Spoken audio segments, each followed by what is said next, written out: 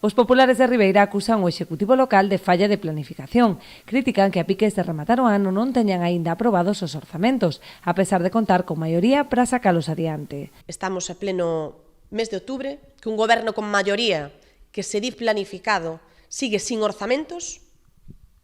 que nos dan agora un borrador de orzamentos que estamos a estudiar para ver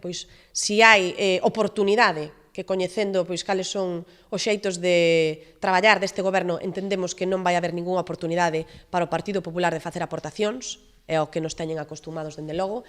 pero dende logo estamos vendo cal é ese borrador de orzamentos, e o único que sabemos é que este goberno é un goberno sin planificación, e o decimos porque estamos en pleno outubro do 2024 cun goberno en maioría e este Concello non ten orzamentos. Estamos ás portas do 2025 e seguimos como o 1 de xaneiro, é dicir, como fai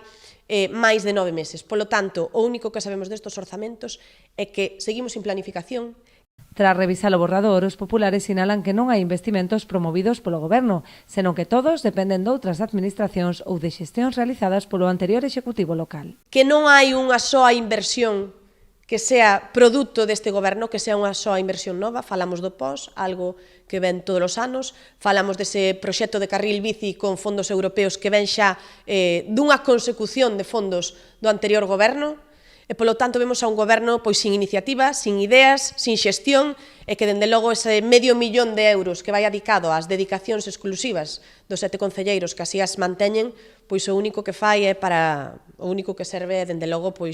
para facer gala das fotografías e das presentacións as que adican a maioría do seu tempo, e de traballo real moi pouco.